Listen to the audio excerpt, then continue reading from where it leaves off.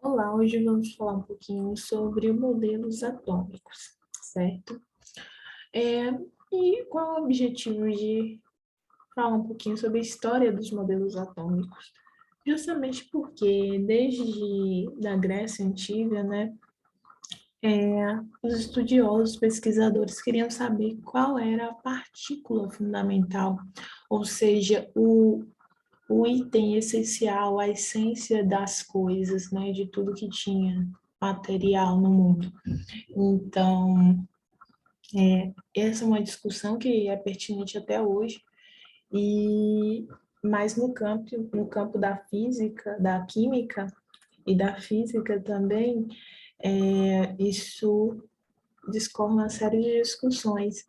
Mas aqui com enfoque na química, nós vamos falar um pouquinho sobre como ocorreu todo o processo histórico até chegar ao modelo mais atual de modelo atômico que temos até hoje. Os principais modelos atômicos que nós temos foi primeiramente o modelo de Dalton. Claro que antes de Dalton teve os gregos, que foi Leucipo e Demócrito, que estipularam que a partícula era a menor divisão possível ali de quando você quebra uma coisa mais pequena possível, é a partícula fundamental, ou seja, seria o átomo. No entanto, posteriormente, Dalton, né, ele melhorou essa definição um pouco, e depois aí Thomson, que adicionou certos ingredientes a esse modelo, no modelo atômico de Dalton, né? Depois Rutherford, que incrementou ainda mais, e assim sucessivamente, né? Depois veio o modelo de Niels Bohr e, por fim, o modelo de Schrödinger. Vamos falar primeiramente aqui do modelo atômico de Dalton. O modelo atômico de Dalton nada mais é que ele tinha como a partícula fundamental, o átomo, seria a menor matéria ali possível.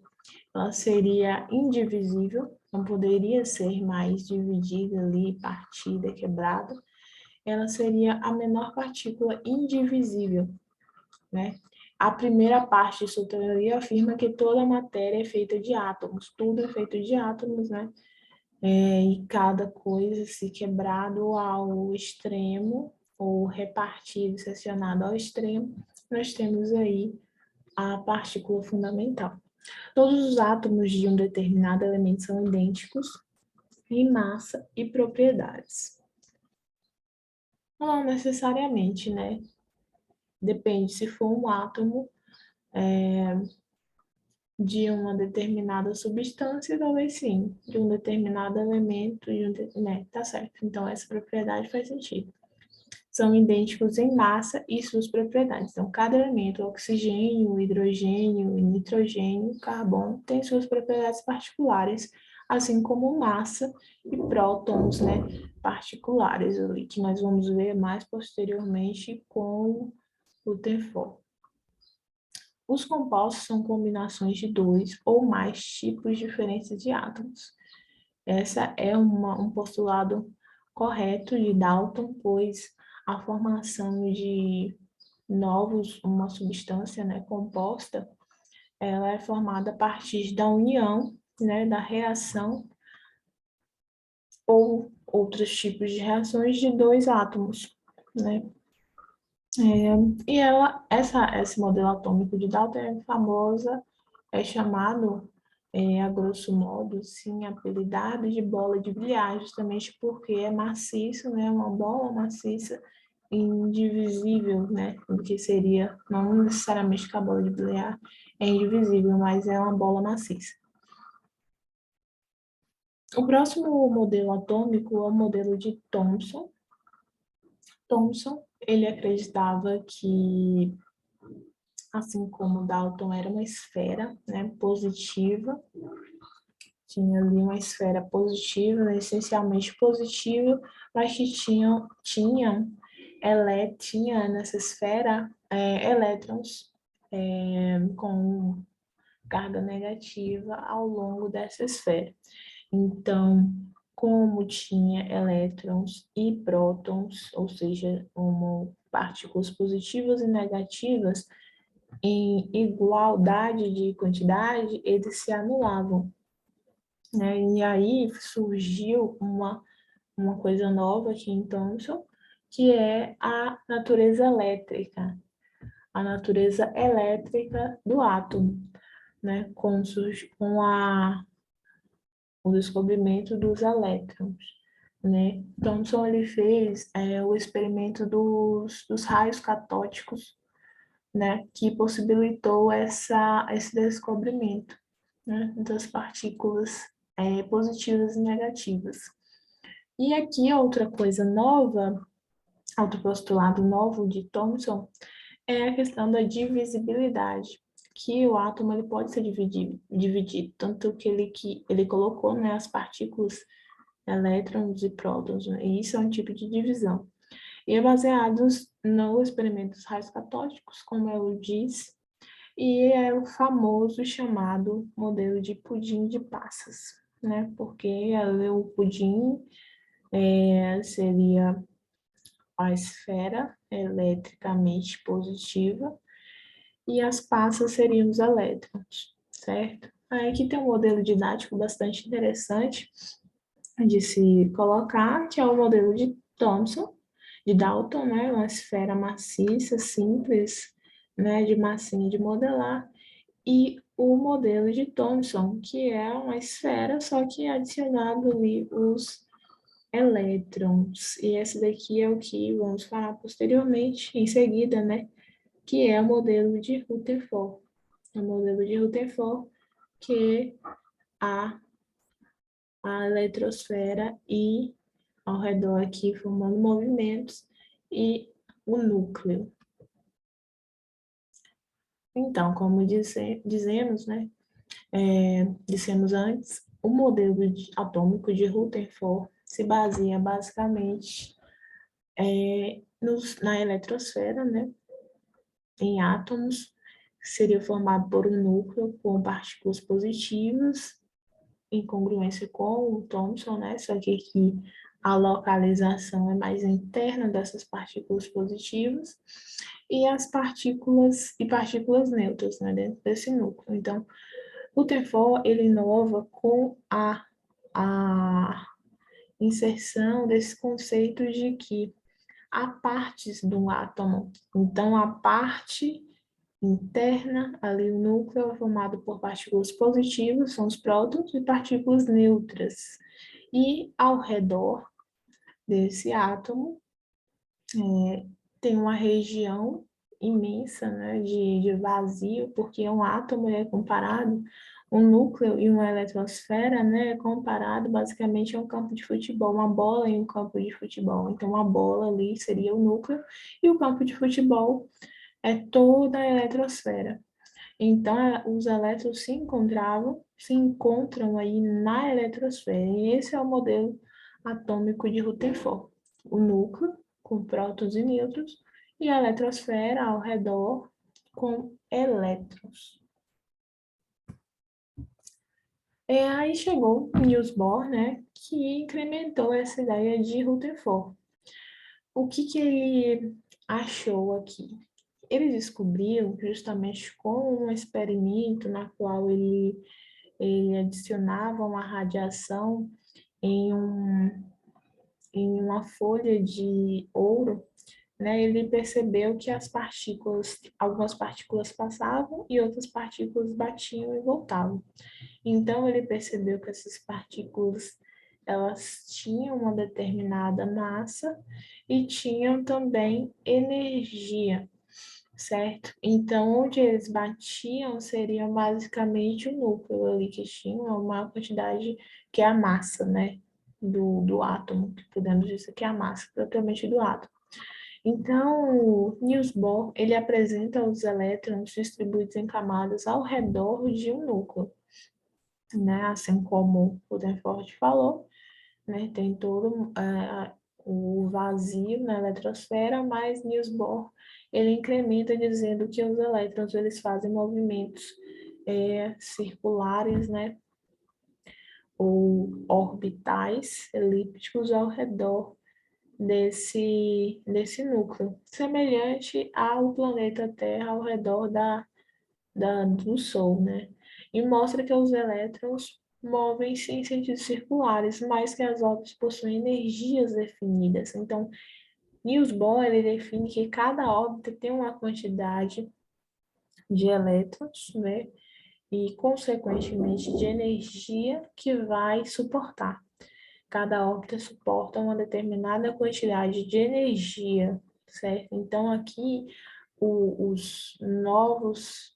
a novidade aqui que Niels Bohr traz é justamente a questão das camadas das órbitas e a existência de energia nessas órbitas.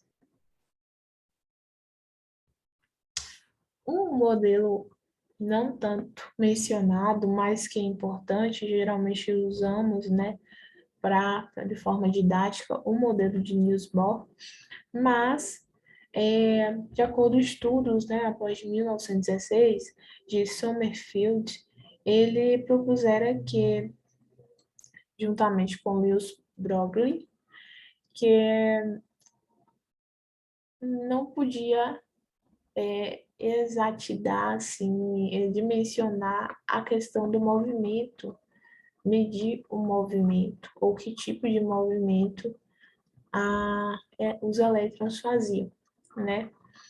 Então, juntamente com a teoria da incerteza, o princípio da incerteza de Heisenberg, né? E esses postulados de Sommerfeld e Louis Broglie, Schrute incrementou seus estudos e propôs um novo modelo atômico, na qual havia uma dualidade no movimento, né? A partícula, os elétrons, eles podiam ter dois movimentos, um de partícula mesmo, né, e outro de onda. Então, ele propusera que havia uma dualidade nos elétrons, ou seja, ele podia ser uma onda e ao mesmo tempo uma partícula, certo? Depende do comportamento desse elétron. Presenteou um modelo de orbital tridimensional, certo? Com órbitas elípticas, circulares e ondulatórias. E para cada um dos subníveis de energia, possibilitou a compreensão do fenômeno da hibridação dos átomos de carbono, né, permitindo a determinação da geometria molecular de diversas substâncias químicas. E na hibridização dos átomos de carbono, nós temos toda a questão da diferença, né, de subníveis, né, e como a geometria, a forma como é disposto os elementos ali químicos na formação de uma substância é importante para esses estudos foram importantes para diagnosticar, né, para incrementar essa questão. A geometria molecular, por sua vez, permite a previsão de propriedades físicas e químicas de diversos compostos. Então, esse postulado a partir desse modelo atômico de Schrödinger, onde a partícula tem função de onda, ela faz um movimento ondulatório de partícula, né? Se tem aí uns incrementos na questão do desenvolvimento de outra matéria, né, outro conteúdo que vamos ver posteriormente, que é a geometria plana, que é nada mais do que a disposição dos, dos átomos, né, ao redor, ali a ligação dos átomos e como eles estão espacialmente falando. O modelo quântico ondulatório, o modelo de orbital, obedece à dinâmica dos números quânticos, assim como foi postulado, né, foi proposto por Bohr, por Niels Bohr, onde nós temos aí as camadas, né, vou voltar aqui para vocês verem, que nós temos as camadas, que vai de 1 a 7, e os níveis, camadas de níveis, e tem também os subníveis, que vai de 0 a 3, que é representado por S, P, D, F, né?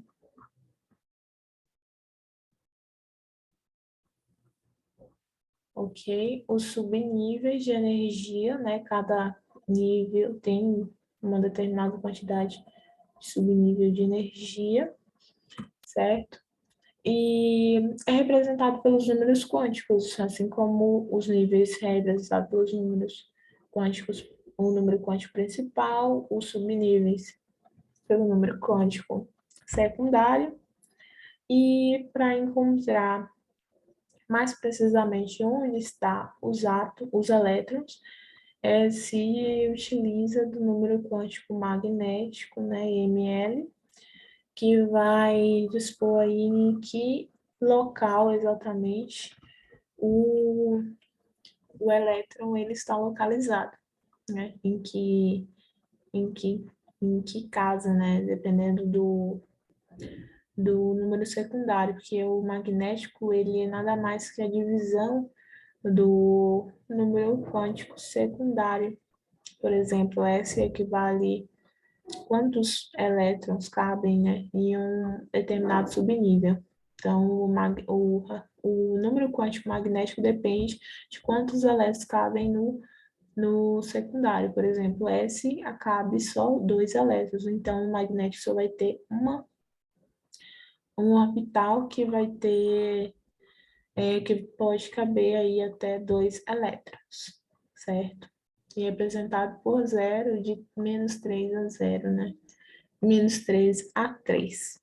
Vamos falar posteriormente sobre isso, em atomística.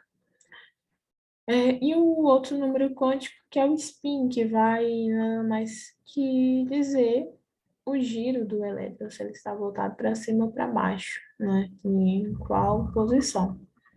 Mas assim como o sommelier e Broglie falou, né? Não, não é possível saber exatamente, e exclude, né, também, saber exatamente onde está esse elétron, porque ao medir o elétron, eles acabam modificando sua trajetória. Então,